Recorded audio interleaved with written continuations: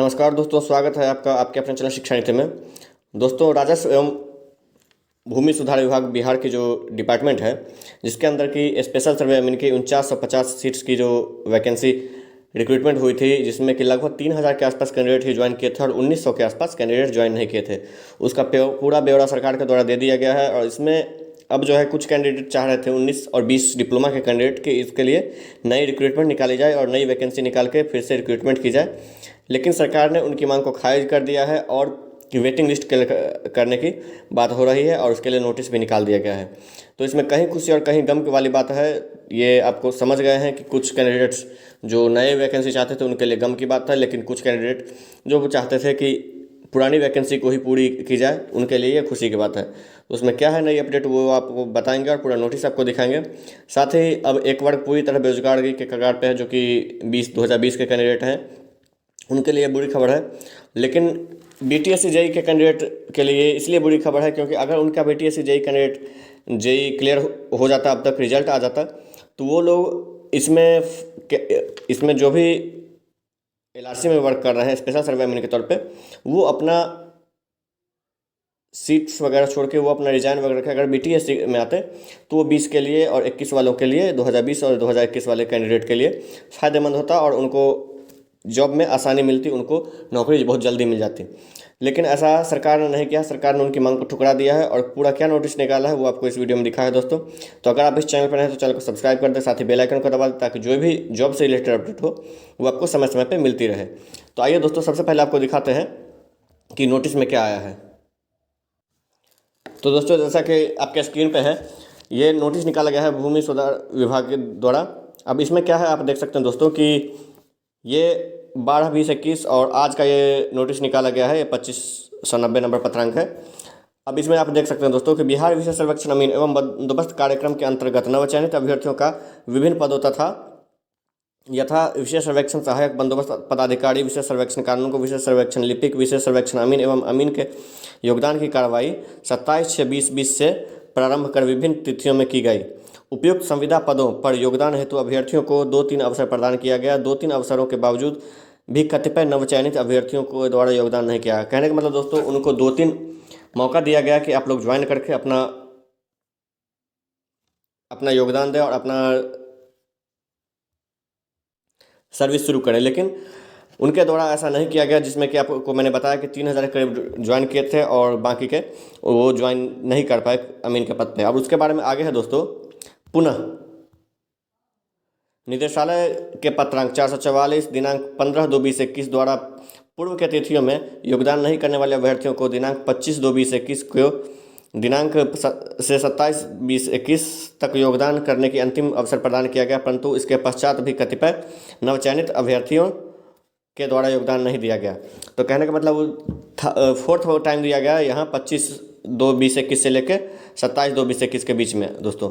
अब इसमें भी वो अपना सर्विस नहीं दे पाए, तो उनके बारे में अब नया ये आया है कि उनको अभ्यर्थित जो थे वो उनको रद्द कर दिया गया है, उनका कैंडिडेचर रद्द कर दिया गया है। अतः उपरोक्त के आलोक में स्वीकृत पद की स्वीकृति के विरुद्ध योगदान एवं बारंबार योगदान के अवसर दिए जाने के बावजूद भी योगदान नहीं करने की स्थिति में रिक्त पद की विवरणी निम्न प्रकार, अब उनको वैकेंट सीट घोषित कर दिया गया है दोस्तों।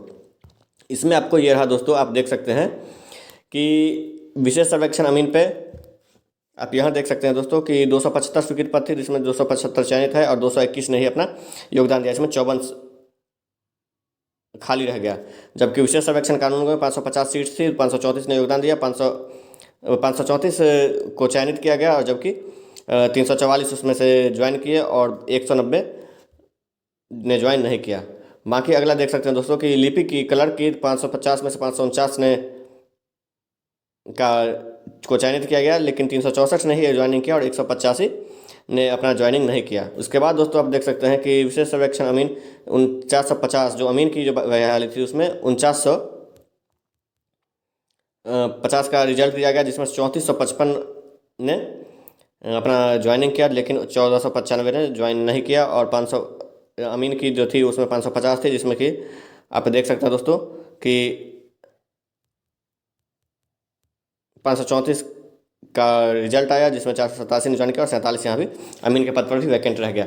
अब इनमें जो दोस्तों चल रहा है कि इसमें से टोटल लगभग ये आप देख सकते हैं कि 1971 सीट्स वैकेंट रह गया। और इन 1971 सीट्स पे अब जैसे कि आप देख सकते हैं दोस्तों, या तो यहाँ जैसे कि 550 में से 534 को चयनित किया गया और 344 ने योगदान दिया। लेकिन आप यहाँ देख सकते हैं दोस्तों कि 550 में से 549 में से नहीं को चयनित किया गया, 364 ने योगदान दिया। तो इनमें अब पुराना से निकाला जाएगा, लेकिन इस वगैरह में अब जो है जहाँ काउंसलिंग किया गया उतना ही उन्हीं काउंसलिंग में से दिया जाएगा। अब आगे देखते हैं दोस्तों, आगे क्या है। अतः 11/8/2019 के चयन समिति की बैठक में लिए गए निर्णय के आलोक में बारंबार योगदान का अवसर दिए जाने के बावजूद भी योगदान नहीं करने वाले वैसे सभी नवचयनित अभ्यर्थियों का अभ्यर्थित्व समाप्त करते हुए स्तंभ संख्या 7 में अंकित पदों की संख्या को रिक्त पद घोषित किया जाता है। मतलब उनको वैकेंट सीट घोषित कर दिया जिन्होंने 1971 सीट को दोस्तों। अब इसमें है काउंसलिंग के पश्चात तैयार की गई मेधा सूची में से नियोजन के पश्चात अवशेष पर बचे अभ्यर्थियों की सूची को अस्थायी प्रतीक्षा सूची मतलब वेटिंग लिस्ट के रूप में अंकित किया जाता है एवं इसके आधार पर शेष पदों के चयन सूची की पर कार्रवाई की जाएगी। अब इसके आधार पर नीचे वैकेंट सीट को वेटिंग लिस्ट में क्लियर करके और उसको ज्वाइनिंग दिया जाएगा। इसमें आगे क्या है दोस्तों, सरकार के निर्णय अनुसार उक्त रिक्त पदों पर नियोजन की कार्रवाई अंकित अस्थायी प्रतीक्षा सूची से पूर्व में संबंधित पदों के प्रकाशित विज्ञापनों के निहित शर्तों के अनुरूप की जाएगी। कहने का मतलब दोस्तों कि आप समझ रहे हैं कि इसमें पूरा सीट वैकेंट घोषित कर दिया और उसमें वेटिंग लिस्ट के जरिए अब सबको लिया जाएगा।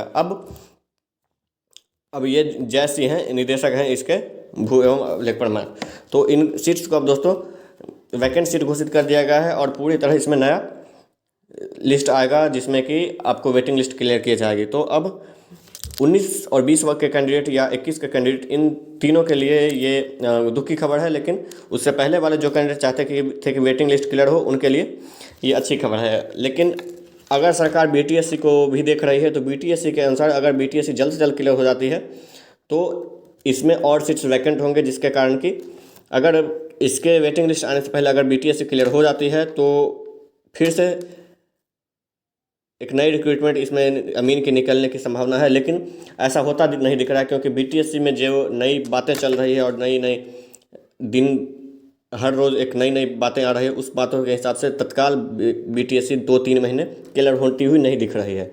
तो बाकी के जो भी नई अपडेट होगी इससे रिलेटेड या फिर बीटीएससी रिलेटेड मैं आपको बताता रहूँगा। धन्यवाद।